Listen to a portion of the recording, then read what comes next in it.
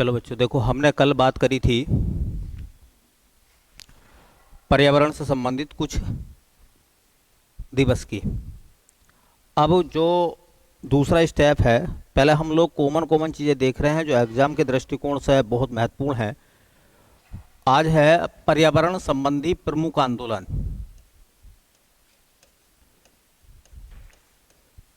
पर्यावरण संबंधी प्रमुख आंदोलन।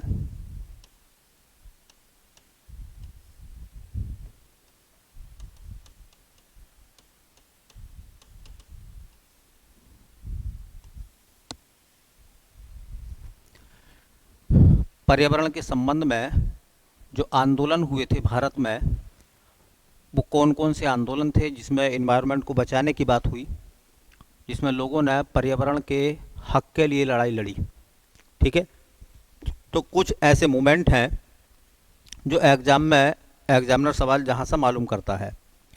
अब देखो, यहाँ कहानियाँ तो बहुत होती हैं सुनने के लिए, लेकिन क्या होता है कि एग्जामिनर जो होता है वो कुछ ही पॉइंट बना के वहाँ पर सवाल मालूम करता है। अब क्या है, किसी भी मूवमेंट को आप ले लीजिए, अगर कोई मूवमेंट होता तो शुरू से लेकर आखिर तक कितनी घटनाएं उस मूवमेंट में घटती होंगी। अगर हर मूवमेंट की हर घटना को ध्यान में रखा जाए तो फिर बहुत बड़ी बात हो जाती है। इसलिए हम लोग क्या करते हैं, स्टेप बाय स्टेप कुछ बातों का मतलब कुछ बातों को ध्यान में रख के कुछ बिंदु बनाते हैं, और यूपी पीसीएस जो वो हमेशा उन्हीं बिंदुओं पर चर्चा करता है। ठीक है, जैसे कोई मूवमेंट होगा तो उस मूवमेंट का नेता कौन था, नेता का मतलब किसने उस मूवमेंट का नेतृत्व किया है। दूसरी बात, वो मूवमेंट कहाँ हुआ है, कहाँ वो मूवमेंट हुआ है। ठीक है, तीसरी बात यह है मतलब किस स्टेट में हुआ है, स्थान मतलब स्टेट हो जाएगा। और तीसरी बात यह है कि उस मूवमेंट का मेन क्या था, मतलब मेन मुख्य क्या था, उसमें किस बात को लेकर वो मूवमेंट चला था। हम ज़्यादा इधर उधर की बात नहीं करेंगे। अगर कोई मूवमेंट ऐसा हुआ है जिसमें कोई ऑफिशियली उनका कोई नारा था या टैगलाइन थी, तो उसको भी हम ध्यान में रख लेंगे। तो तीन चार बातों को आधार बनाकर हम इन पूरे स्टेपों को कवर करेंगे। बीच बीच में जो घटनाएं घटेंगी वो मैं आपको बता दूंगा कि घटनाएं क्या घटी थी। ठीक है, तो पर्यावरण के संबंध में पहला मूवमेंट लिखें जिसका नाम हो जाएगा, हाँ देखिए, खेजड़ी आंदोलन। खेजड़ी आंदोलन। अब जैसे मैंने बताया है, कोई भी मूवमेंट जब आप लोग पढ़ोगे तो उसे ज़्यादा लंबा ना खींचें, उसको तीन चार बिंदुओं में ख़त्म कर लें। ठीक है, जैसे भाई सबसे पहली बात है, खेजड़ी आंदोलन कहाँ हुआ था। कहाँ का मतलब होता है कि अगर स्टेट पूछेंगे तो राज्य हो जाएगा आपका राजस्थान। एक बात तो देखो ये हो गई। दूसरी बात ये हो गई कि खेजड़ी आंदोलन का नेतृत्व किसने किया था। तो इसका जो नेतृत्व किया है, उनका नाम है अमृता देवी बिश्नोई। अमृता देवी बिश्नोई। देखो, चूंकि ये नाम इन्वायरमेंट से जुड़ा हुआ है, बहुत पुराना नाम है, ये 18वीं शताब्दी की बात है, बहुत पुराना नाम है ये, इसलिए अमृता देवी बिश्नोई के नाम से पर्यावरण पुरस्कार भी दिया जाता है। तो ये नाम फिर अब आप पढ़ लेंगे तो कल ये आपके लिए नाम नया नहीं होगा, क्योंकि पहले इस नाम की बात हो चुकी है। तीसरी बात, इस आंदोलन का उद्देश्य क्या था। इस आंदोलन का उद्देश्य क्या था, तो वो था वन संरक्षण।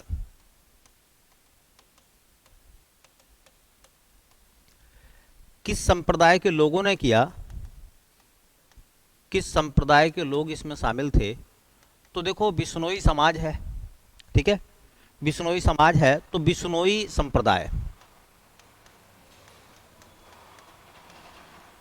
बिश्नोई संप्रदाय के लोगों ने ये आंदोलन किया। अच्छा, ये बिश्नोई संप्रदाय जो है, इसके जो संस्थापक हैं उनका नाम है, हाँ, श्री जम्भोजी महाराज। या संत जम्भोजी महाराज,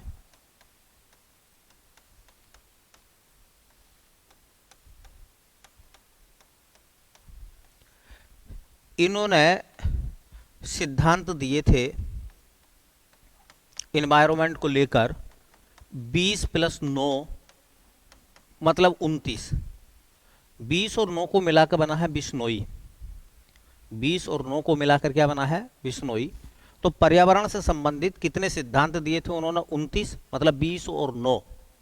इसलिए कभी कभी यह नाम आ जाता है कि ये जो खेजड़ी आंदोलन है, इस खेजड़ी आंदोलन के और क्या नाम है, इसे और क्या कह सकते हैं आप? इसे और क्या कह सकते हैं? तो इसे कहते हैं बिश्नोई आंदोलन। इसे कहते हैं बेटा बिश्नोई आंदोलन।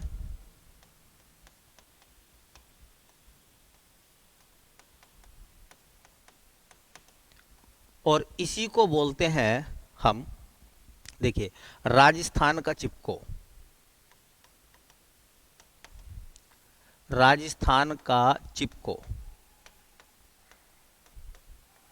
ठीक है।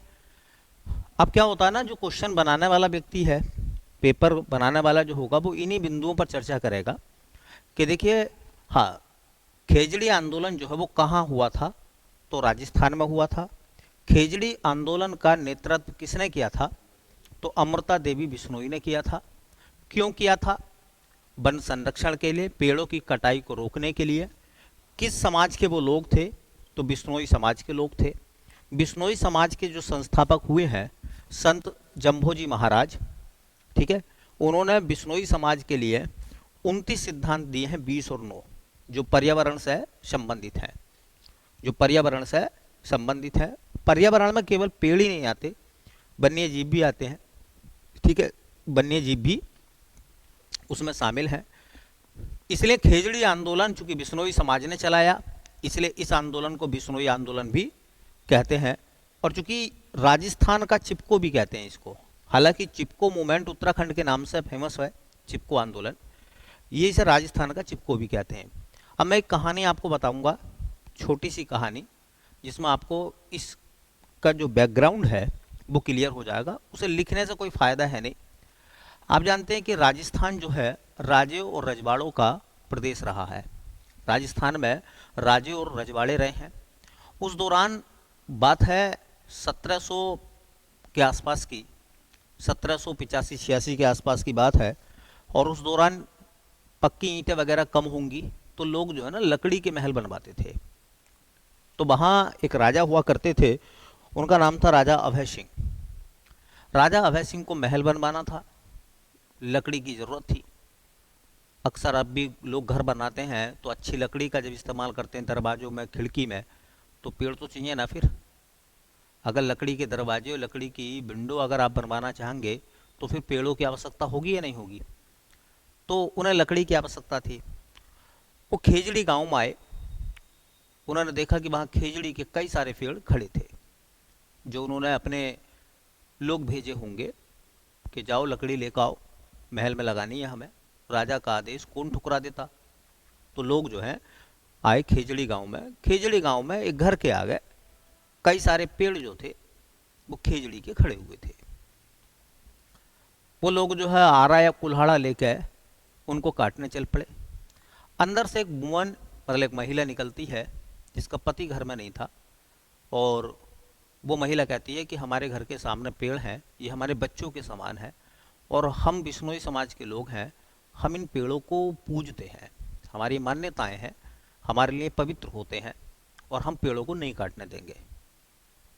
तो उन्होंने कहा कि राजा का हुक्म है, और राजा का हुक्म जो है कोई नहीं टाल सकता, पेड़ तो काटे जाएंगे। इस बात को लेकर उस महिला ने उस पेड़ की, हाँ, का आलिंगन कर लिया, उसे अपनी आगोश में ले लिया, कोली में भर लिया।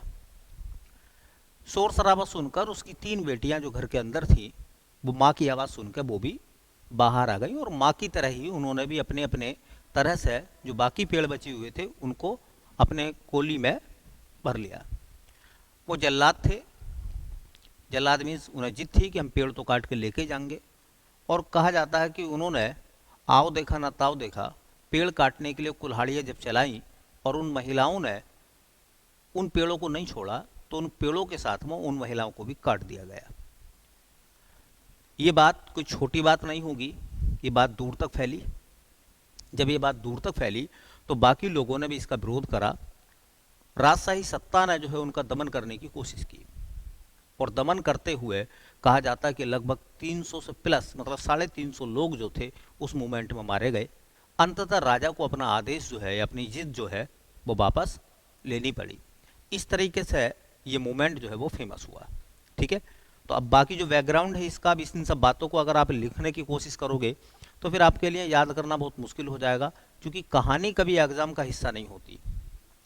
किंवदंतियाँ, कहानियाँ कभी एग्जाम का हिस्सा नहीं होती। एग्जाम में तो सिर्फ इतना पूछेगा कि बताइए खेजड़ी आंदोलन किस राज्य से संबंधित है, या वो पूछेगा खेजड़ी आंदोलन का नेतृत्व किस वुमन ने किया था, किस महिला ने खेजड़ी आंदोलन का नेतृत्व किया था। तो क्लियर होगी बात आपको।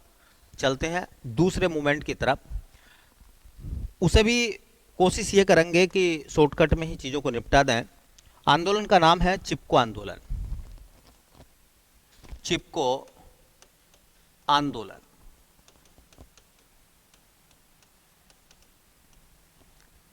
चिपको आंदोलन, देखो जैसे मैंने बताया है कि चिपको आंदोलन, हाँ, किस राज्य से संबंधित है, तो राज्य हो जाएगा आपका उत्तराखंड। उत्तराखंड में एक जिला पड़ता है चमोली। चमोली जिला है वहाँ का, और चूंकि चमोली जिला है, चमोली जिले में एक गांव पड़ता है रेणी। एक गांव है, पहाड़ों पर छोटे छोटे गांव होते हैं। एक गांव होता है, गांव था रेणी, रेणी गांव था। और चमोली, चूंकि चमोली जिला है, तो चमोली जिले का जो हेडक्वार्टर है वो गोपेश्वर में है। चमोली जिले का जो मुख्यालय है ना, वो कहाँ है? गोपेश्वर, गोपेश्वर में। ठीक है, तो चिपको आंदोलन जो है वो उत्तराखंड के चमोली जिले से शुरू हुआ। ये वही चमोली डिस्ट्रिक्ट है जहाँ फूलों की घाटी है, वैली ऑफ फ्लावर्स है, आएगा नाम, चूंकि इन्वायरमेंट का हिस्सा है, पूछा जाएगा क्वेश्चन वहाँ से भी। अब देखो, ये जो मूवमेंट हुआ था, ये मूवमेंट के बारे में बताया जाता है कि किस समय पर ये मूवमेंट हुआ था। तो 1973-74 के आसपास ये मूवमेंट चला था। इस मूवमेंट का नेतृत्व किसने किया था? तो इस मूवमेंट का नेतृत्व एक व्यक्ति है जिनका नाम है चंडी प्रसाद भट्ट। चंडी प्रसाद भट्ट। और चंडी प्रसाद भट्ट ने एक संस्था बनाई थी, इसका नाम था, हाँ, दासोली ग्राम स्वराज मंडल। इनकी संस्था का नाम था दासोली ग्राम स्वराज मंडल। ग्राम स्वराज मंडल। जब आपको टेस्ट दिए जाएंगे तो उनमें पता चलेगा आपको कि किस तरह से क्वेश्चन पूछे गए हैं। देखिए, जो चिपको आंदोलन था, चिपको आंदोलन का संबंध किससे था? तो इसका संबंध भी वन संरक्षण से था। वन संरक्षण। वन संरक्षण का मतलब है वनों की हिफाजत करनी है, वनों को नहीं काटने देंगे हम, ये इसका उद्देश्य था। इस आंदोलन में जो चंडी प्रसाद भट्ट थे, उनके सहयोगी कौन कौन थे? तो सहयोगी में एक नाम आता है चिपको वुमन का, जिनका नाम था गोरा देवी। गोरा देवी को चिपको वुमन कहते हैं। चिपको वुमन, गोरा देवी। और दूसरे थे सुंदरलाल बहुगुणा। सुंदरलाल बहुगुणा। सुंदरलाल बहुगुणा थे। इस मूवमेंट का एक नारा था, नारे का नाम था पारिस्थितिकी स्थायी मितव्ययिता।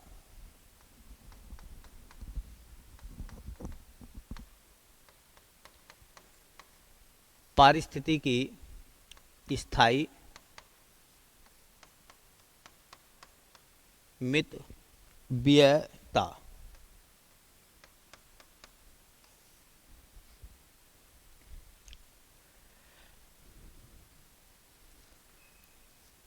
आप सबको पता है कि हमारे जीवन में वनों का बहुत बड़ा महत्व है, पेड़ों का बहुत बड़ा महत्व है। पेड़ ऑक्सीजन देने का काम करते हैं और कार्बन डाइऑक्साइड को अवशोषित करने का काम करते हैं। पेड़ों से हमें डबल फायदा है। अगर हम गैसों की बात करें तो उस मामले में भी बढ़ते हुए ऑक्सीजन, बढ़ते हुए कार्बन डाइऑक्साइड के स्तर को पेड़ ही कम करते हैं, है ना। और एटमॉस्फेयर में ऑक्सीजन की सप्लाई का काम भी ये पेड़ पौधे ही करते हैं, ठीक है। पेड़ पौधों की मदद से भोजन और लकड़ी तो मिलती है, ये तो सब जानते हैं। तो देखो क्वेश्चन क्या क्या बनेंगे। चिपको आंदोलन का संबंध किस राज्य से रहा है, तो उत्तराखंड राज्य। डिस्ट्रिक्ट पूछेंगे आपसे तो खैर केवल जिला पूछेंगे बस केवल, क्योंकि पीसीएस लेवल पर जिला पूछा जा सकता है यहाँ का, चूंकि फेमस मूवमेंट है। और मैं आपको बात बता दूं कि गांव कस्बे ये बहुत कम पूछते हैं, उत्तराखंड स्पेशल में पूछे जाते हैं ऐसे सवाल, ठीक है।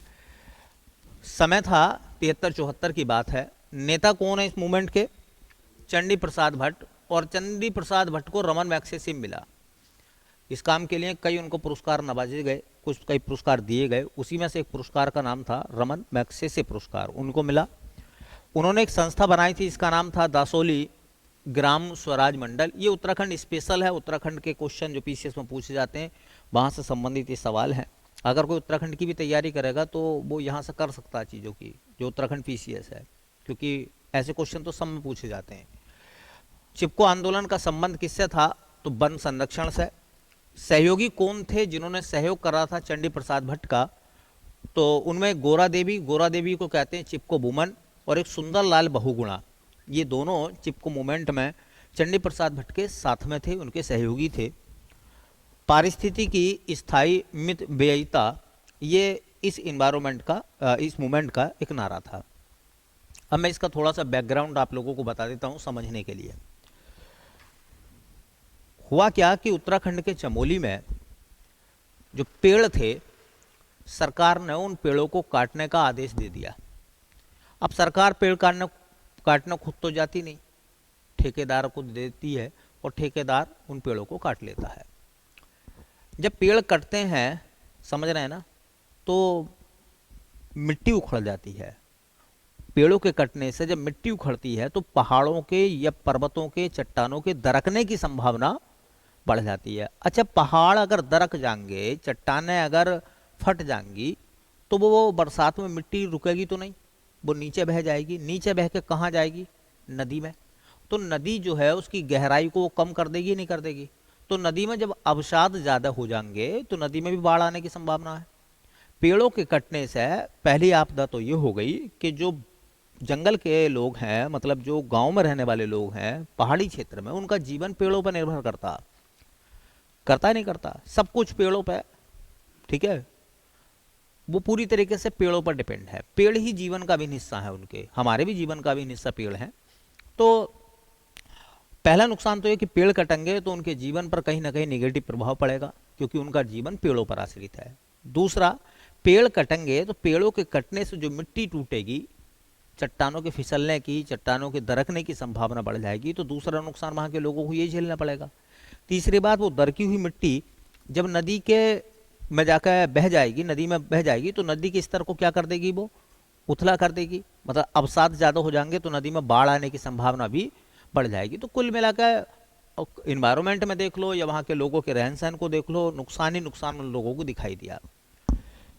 तो लोगों ने इस बात के लिए विरोध करा, और इसके लिए सबसे पहले चंडी प्रसाद भट्ट ने जो है दासोली ग्राम स्वराज संस्था बनाई। उन्होंने कहा कि हम इसको नहीं काटने देंगे। उधर रोड बन रही थी, तो रोडों में लोगों की जो जमीन गई थी, रोड में जो लोगों की जमीन गई थी, उसके लिए सरकार उनको मुआवजा दे रही थी। तो उन्होंने कहा कि भाई चमोली के गोपेश्वर में सब लोग आ जाओ और अपना अपना जमीन का मुआवजा ले जाओ। अब जैसा हमारी ज़मीन में, हमारी रोड में अगर ज़मीन आ जाए और कहने लगा कि चलो मुरादाबाद चलते हैं और वहाँ आपको जो है क्या मिलेगा, हाँ मुआवजा मिलेगा, तो हम घर में थोड़ी बैठेंगे, अरे चलो मुआवजा लेने चल रहे हैं। अब मुआवजा लेने कौन जाएंगे, आदमी, औरतें कहाँ रहेंगी, घर। तो सभी महिलाओं महिलाएं गांव में रह गई और पुरुष जो वहां से निकल कर कहाँ चले गए, गोपेश्वर चले गए मुआवजे के लिए। सरकार ने, चूंकि विरोध हो रहा था पेड़ों को काटने का, तो सरकार ने क्या काम करा कि इतने लोग आएंगे, इतने इस मामले को साफ कर दो। तो ठेकेदार और उसके तमाम सारे मजदूर आरे कुल्हाड़ी वगैरह लेकर रैली गांव में पहुंच गए, और पहुंचने के बाद में उन्होंने जो है पेड़ों को काटने का प्रोग्राम बना दिया। तो उस गांव की एक वुमन, एक महिला जिसका नाम है गोरा देवी, जिसको चिपको वुमन कहते हैं, उसने देखा कि ठेकेदार के जो लोग हैं वो पेड़ों की तरफ बढ़ रहे हैं और पेड़ों को काटने के लिए आए हैं। उसने गांव में जाकर महिलाओं से कह दिया, ठीक है, कि लोग जो है वो पेड़ों को काटने के लिए आए हैं। बस फिर क्या था, गांव की सभी महिलाएं, चूंकि उनके जीवन का भी हिस्सा था, वो पेड़ों को बचाने के लिए कहाँ चली गई, उस जंगल में चली गई जो गांव के पास था, और उन्होंने पेड़ों से वो चिपक गई। उन्होंने कहा कि अगर तुम्हें जो है पेड़ काटने हैं तो उससे पहले आरा जो है या कुल्हाड़ी जो है वो हमारे ऊपर चलानी पड़ेगी, तब जाकर आप लोग पेड़ काटोगे, वरना हम आपको पेड़ नहीं काटने देंगे। अब कैसा आरा चलाया जाए, ये बहुत बड़ी बात है। ह्यूमन पे, मनुष्य पे, इंसान पे कैसा आरा चलाया जाए, ये जो है बात बढ़ती चली गई और ये दूर तक इन्फॉर्मेशन उस आसपास के गांव में सब में चली गई। सब लोगों ने वही काम करा कि पेड़ नहीं काटने देंगे, और वो पेड़ों से चिपक गए। और इस तरीके से सरकार को बाद में जो है अपना फैसला वापस लेना पड़ा। सरकार ने कहा कि ये गलत है और हम इस बात को मानते हैं, हम पेड़ नहीं काटेंगे। इस तरह से मूवमेंट जो है दुनिया के लिए एक नज़ीर साबित हुआ, दुनिया के लिए मील का पत्थर साबित हुआ, ठीक है, दुनिया के लिए हाँ एक आइकॉन बन गया ये चिपको मूवमेंट। और पूरी दुनिया में इस मूवमेंट को जो है वो सराहा गया। किस मामले में, पेड़ों के संरक्षण के लिए। पेपर में क्या आएगा, ये लाइन ज़्यादातर आएगी। ये लाइनें ज़्यादातर पूछते हैं कि चिपको मूवमेंट का संबंध जो है वो किससे है, चिपको मूवमेंट का संबंध किससे है, तो वन संरक्षण से। कभी कभी ऐसा आता कि चिपको आंदोलन का संबंध निम्नलिखित में से किससे है, जल संरक्षण से, वायु संरक्षण से, वन संरक्षण से, या कहते हैं मानवाधिकार संरक्षण से। तो क्या लगाएंगे फिर ऐसे में, वन संरक्षण, ठीक है। चलिए, एक ऐसी आंदोलन है, उसका नाम है मैती आंदोलन। मैती आंदोलन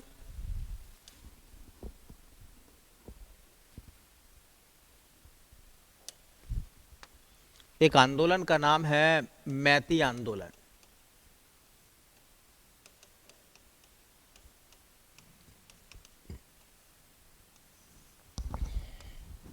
देखो, यहां से कई सारे क्वेश्चन पूछे जाएंगे आपसे। मैती आंदोलन का देखो, मैती में एक शब्द आता है मैथ। मैथ का मतलब होता है मायका। जो लड़की का मायका होता है मतलब माँ का घर, तो मैती मतलब मायका। तो याद रखें, मैती का अर्थ क्या हो गया, मायका। मैती आंदोलन कब शुरू हुआ था, तो बताया जाता 1995 के आसपास, 94-95 के आसपास ये मूवमेंट शुरू हुआ था, 95 में। मैती आंदोलन कहाँ से शुरू हुआ था, तो राज्य कौन सा था, तो राज्य था उत्तराखंड। और उत्तराखंड में एक जगह है वही चमोली डिस्ट्रिक्ट। मैती आंदोलन का नेता कौन था, नेता जिन्होंने नेतृत्व किया, नेता कह दो या मैती आंदोलन का संस्थापक कह दो, उन्हें कहा जाता है कल्याण सिंह रावत। कल्याण सिंह रावत। मैती आंदोलन के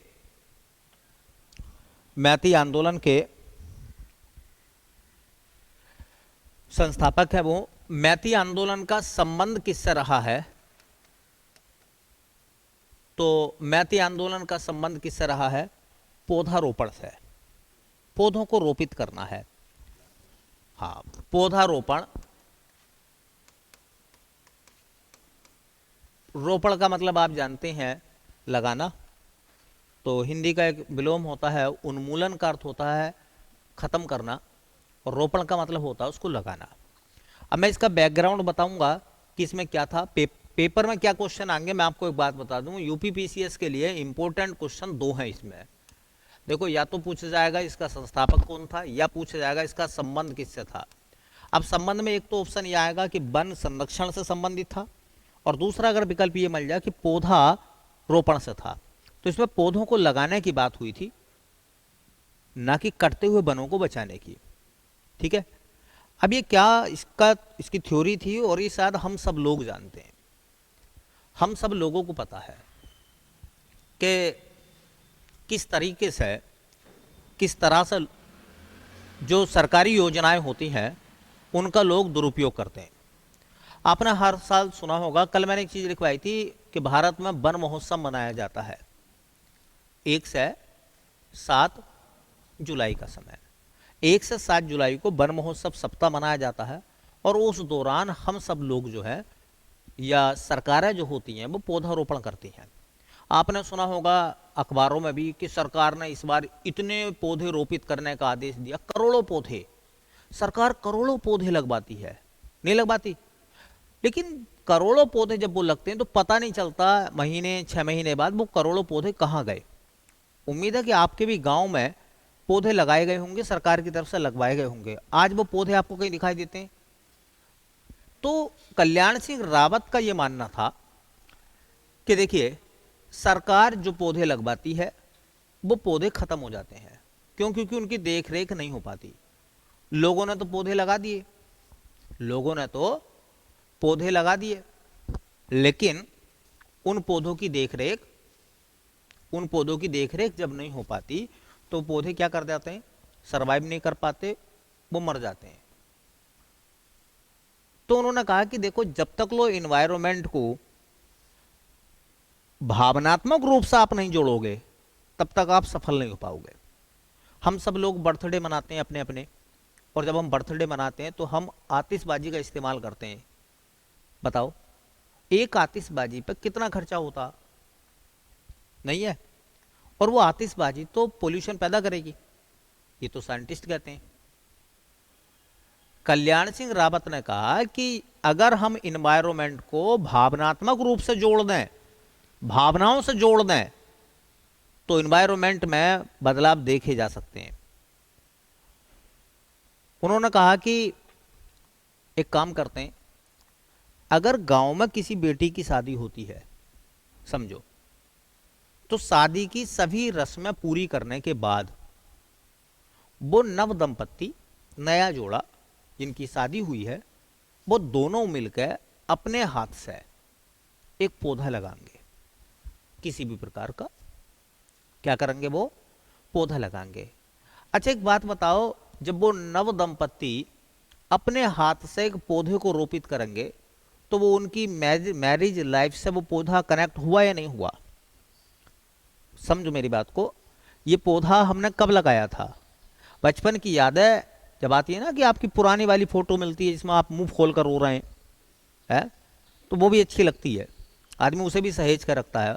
तो जो आपकी यादें जहां जहां जुड़ी हुई होती हैं, अगर आप शहर में जाकर रहने लगे हैं और गांव में आज भी आपका घर है जहां आप पैदा हुए हैं, तो जब कभी उस घर में जाते हैं ना, तो वो यादें आपसे कनेक्ट हो जाती हैं, जुड़ जाती हैं, भावनात्मक रूप से आप उस गांव से जुड़े हुए हैं, उस घर से जुड़े हुए हैं। ऐसे उन्होंने कहा कि जब किसी बच्ची की शादी होगी, किसी बेटी की शादी होगी, तो जो नव दंपत्ति है वो एक पौधा लगाएंगे। ठीक है? क्या करेंगे? वो पौधा उनकी शादी की यादों से जुड़ जाएगा। भाई, फोटो क्यों खींचते हैं हम शादी में? यादों को ताजा रखने के लिए खींचते हैं, नहीं खींचते? हो सकता है कि जिस शादी में कुछ लोग आए हों, आने वाले 2-3 साल बाद उनमें से कुछ नहीं रहते, ऐसा भी तो होता है ना। तो कभी ये देखने का मन करे कि मेरी शादी में वो भी थे, पिताजी भी थे, दादा भी थे, तो वो यादें ताजा हो जाती हैं एक बार।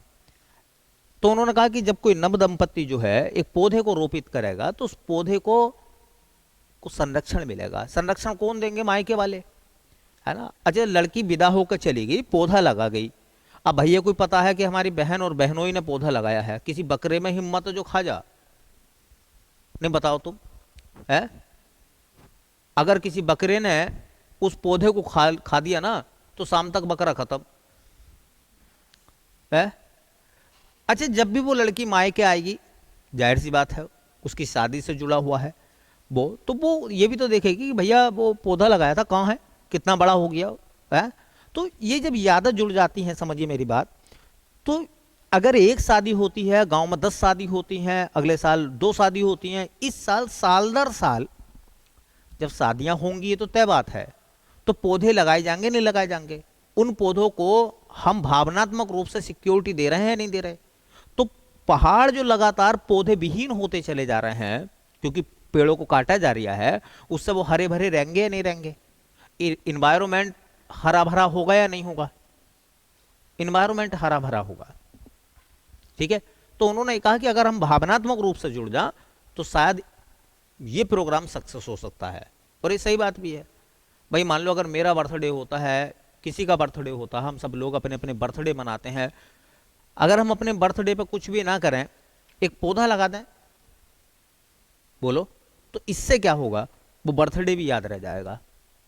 ठीक है, वो बर्थडे भी याद रह जाएगा। मैंने एक बार और भी कहा था कि मैंने एक इंटरव्यू देखा, धर्मेंद्र का जो फिल्म एक्टर है, बड़ी इमोशनल बात थी उनकी। उन्होंने कहा कि एक इंटरव्यू था उनका कहीं, तो वो कह रहे थे कि मैंने और मेरे पिता ने, हाँ, जब हम गांव में रहते थे तो मैं छोटा था तो एक पौधा लगाया था। वो पौधा आज खड़ा है, पिताजी नहीं रहे, वो पौधा आज खड़ा है, पेड़ खड़ा है आज वो। और जब मैं कभी जाता हूँ तो उसकी हिलती हुई टहनियाँ मुझसे कुछ कहती हैं कि जैसे मेरे पिता मेरे सिर पर हाथ फेर रहे हो। समझ रहे हैं ना कितनी बड़ी याद जुड़ी हुई है? मैं समझता हूं कि जब तक धर्मेंद्र है, उस पेड़ को काटने की हिम्मत किसी के बाप में नहीं है। वो पेड़ खुद गिर जाए तो अलग बात है, इसका मतलब वो हमारे रिलेशन से जुड़ा या नहीं जुड़ा? तो जब इन्वायरमेंट को हम अपने रिलेशन से जोड़ेंगे तभी जाकर वो सक्सेस होगा।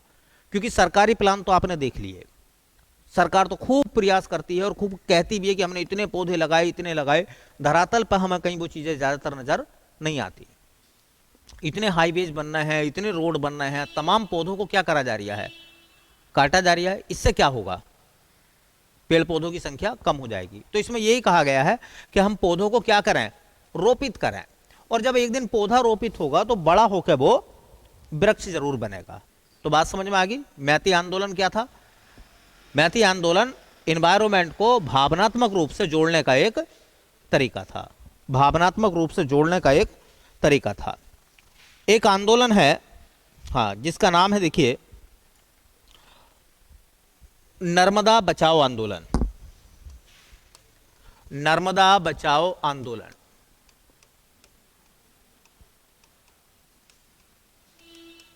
नर्मदा बचाओ आंदोलन। जो इंपॉर्टेंट फैक्ट है उन पर ध्यान दें आप। नर्मदा बचाओ आंदोलन शुरू हुआ था 1989 में। नर्मदा आंदोलन जिस राज्य में शुरू हुआ सब बच्चों को पता होगा, राज्य था गुजरात। नर्मदा बचाओ आंदोलन का कारण था, क्यों यह आंदोलन हुआ, तो सरदार सरोवर बांध की ऊंचाई को बढ़ाना। सरदार सरोवर बांध की ऊंचाई को बढ़ाना।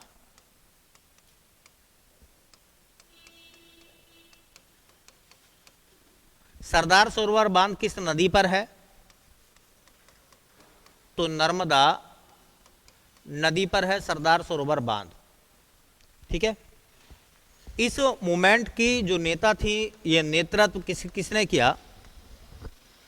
तो एक नाम आता है मेधा पाटेकर। मेधा पाटेकर। एक नाम आता है बाबा आमटे। बाबा आमटे। एक नाम आता है अरुंधति राय, बाद में ये भी जुड़ गई थी, अरुंधति राय। एक नाम आता है अनिल पटेल। अनिल पटेल। ये सब लोग जो हैं इस आंदोलन से जुड़े हुए थे। ठीक है, नर्मदा बचाओ आंदोलन। देखो, पहली बात मैं आपको बताऊं, मैक्सिमम बार जो क्वेश्चन पूछा गया है वो यही आया है, मेधा पाटेकर का नाम यही आया है कि बताओ नर्मदा बचाओ आंदोलन का नेतृत्व किसने किया था? मेधा पाटेकर ने। देखो मैं आपको एक बात बता दूं कि जो बांध होते हैं वो इन्वायरमेंट के खिलाफ होते हैं। जो भी बांध होते हैं वो इन्वायरमेंट के खिलाफ होते हैं, क्योंकि बांध से जैव विविधता को बहुत बड़ा नुकसान होता है, जीव जंतुओं को बहुत बड़ा नुकसान होता है। जब बांध बनता है ना तो बांध का पानी दूर तक भर जाता है, और जैसे बांध का पानी दूर तक भरेगा, समझ रहे हैं ना, तो तमाम जीव जंतुओं के आवास उजड़ जाएंगे, तमाम जीव जंतु जो मारे जाते हैं। इसलिए ये बांध जो है या ये पर्यावरण में जो बांध होते हैं ये पर्यावरण के खिलाफ होते हैं। अच्छा, जैसे जैसे बांध की हाइट बढ़ाओगे वैसे पानी पीछे दूर तक फैलेगा, नहीं फैलेगा, भरेगा ही नहीं भरेगा, तो इससे दूर तक नुकसान होगा। इस बात को लेकर हाँ 1989 में गुजरात में नर्मदा नदी पर बनने वाले बांध, सरदार सरोवर बांध की ऊंचाई बढ़ने की वजह से मेधा पाटेकर ने जो आंदोलन करा उसका नाम था नर्मदा बचाओ आंदोलन। क्या नाम था? नर्मदा बचाओ आंदोलन। तुम्हें पेपर में यही चीज याद रख कर जानी है कि नर्मदा बचाओ आंदोलन का संबंध किससे था। नर्मदा बचाओ आंदोलन का संबंध किससे था? तो उनका नाम है मेधा पाटेकर। बाबा आमटे भी इसी में थे, अरुंधति राय जो कि एक लेखिका भी रही है, समाज सेविका भी रही है, और एक अनिल पटेल। कभी कभी ऐसा नाम पूछ लेते हैं कि इनमें से कौन सा नर्मदा बचाओ आंदोलन से जुड़ा हुआ नहीं था। ठीक है, बाकी चलो देखते हैं कल